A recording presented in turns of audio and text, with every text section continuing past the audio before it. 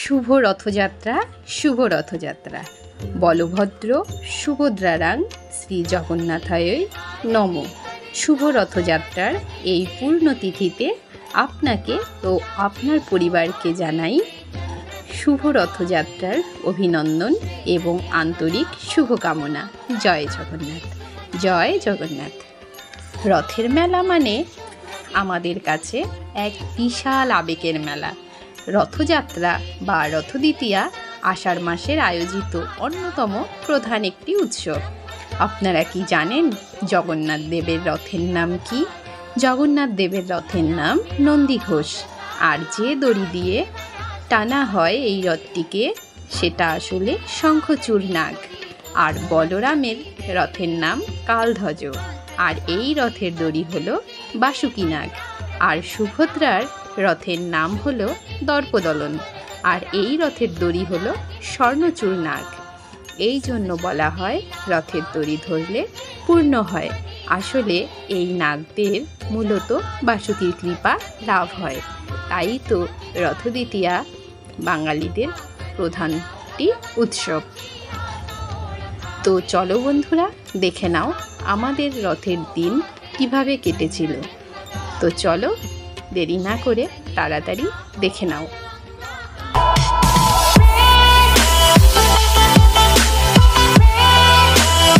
পুরো ঘেমে ঘুমে বাজার থেকে এলাম। এই যে রাই পুরো ঘেমে গেছে। আর আমরা পুজোর জিনিস কিনতে গিয়ে হাঁপিয়ে গেছিলাম। তো পুজোর জিনিস কিছুটা পেলাম, ফুল পেয়েছি, ফুল মিষ্টি নিয়েই চলে এসেছি। আর কি গরম। আর ঠাকুর আর রথ কিনতে পাইনি, সেরকম ভালো পেলাম না। এখন দেখি ওর বাবা ডিউটি থেকে এসে যদি কিছু কিনে দেয়। কি রৌদ্র উঠেছে বাইরে। রথে নাকি বৃষ্টি হয়, পুরো উল্টো জানো। গরমে অস্থির হয়ে গেছি। তো চলো দেখো কী কী ফুল এনেছি। তো আমরা একটু ঠাকুরের জন্য ফুল মিষ্টি কলা এগুলো নিয়ে আসতেই রাইয়ের বাবি ডিউটি থেকে ফিরেছে। আর বলেছিলাম রথ আর ঠাকুর পাইনি, তা উনি একবারে নিয়েই ফিরেছে। তো দেখো রাই খুলে নিয়েছে ছোট্ট একটি জগন্নাথ বলরাম সুভদ্রা দেবের মূর্তি, ছোট্ট। আর তারপরেই আমি পুজোতে বসে গেছি আর রাই আমাকে ক্যামেরাটা ধরে দিয়েছে। তো শুনে নাও ওর কথাগুলো। এই দেখো জুতারে এত এত বড় ঠাকুর। দেখো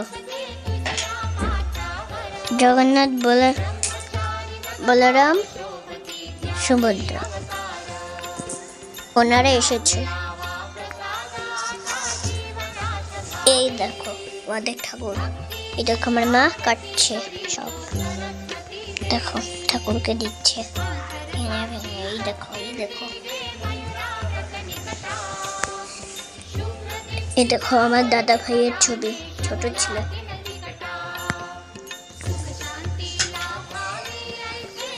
ওর নাম রণেশ চন্দ্র।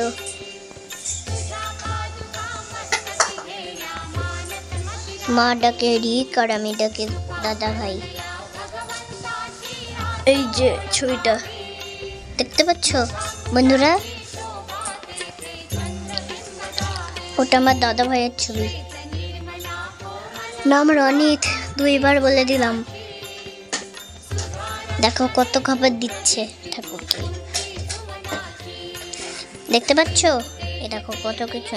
আর দেখো আমাদের ছোট্ট কি সুন্দর ঠাকুরটা আমি সব কিছু ফুল মিষ্টি দিয়ে সাজিয়ে নিয়েছি। আর জগন্নাথ দেবের মূলত চিনি কলা এগুলো তো লাগেই, তো এই দিয়ে আমি সাজিয়েছি। আর আমার পুজো হয়েও গেল। তো রাই আমাকে ক্যামেরাটা ধরে দিয়েছিল, তো তার জন্য ভীষণ কেঁপেছে। তো তোমরা একটু কষ্ট করে দেখে নিও। আর এই দেখো আমার পাগলি মেয়ে জগন্নাথ দেবকেও এত সুন্দর করে প্রণাম করছে, পুরো শুয়ে পড়েছে। আর তারপরেই ও এখনও উপোস আছে। আর এখন আমার পুজো দিতে দিতে অনেকটা বেলা গড়িয়ে গেছে, তো ওকে এখনও খাওয়ানো। আমাদের আজকে জগন্নাথ দেবের পুজো হলো। আর আমি মানত করেছিলাম রাইসোনা এই পৃথিবীতে আসার আগে যে ও যাতে সুস্থ মতো যাতে পৃথিবীতে আসতে পারে, তো তার জন্য জগন্নাথ দেবকে মানত করেছিলাম। তো এই জন্যই আজকে রথ আমি সাজিয়েছি। আর আমার সোনা রথ টানবে। তো চলো তোমরাও দেখে নাও একটু ওর রথ টানাটা।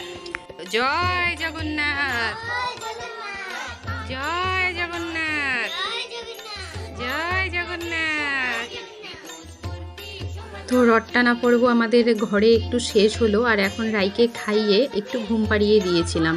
তো তারপরেই ও বিকেলবেলা রথ নিয়ে বাইরে বেরিয়ে রথ চালাবে বলে পাগল করে দিচ্ছিল। তারপরে যে নিচে জগন্নাথ দেবকে নিয়ে রথ নিয়ে বেরিয়ে গেছি, ও বাইরে দিয়ে ভীষণ সুন্দরভাবে রথ টানলো। আর সাথেই দেখো জেঠুমনি, জেম্মা সবাই টেনেছে, ওর বাবি টেনেছে, আর ওনারা খুব মজা করেছে। তো এই যে ওর সাথে রথ টেনেছে, তো খুব ভালো লাগলো। বিকেলটা খুব সুন্দরভাবে কাটালাম জগন্নাথ দেবকে সাথে নিয়ে। তো তারপর ও জগন্নাথ দেবের এখানে প্রসাদ নিয়ে বেরিয়েছিল, তো সবাইকে একটু প্রসাদ দিয়েছে। তারপর ও টেনে টেনে ঘেমে অস্থির হয়ে গেছে।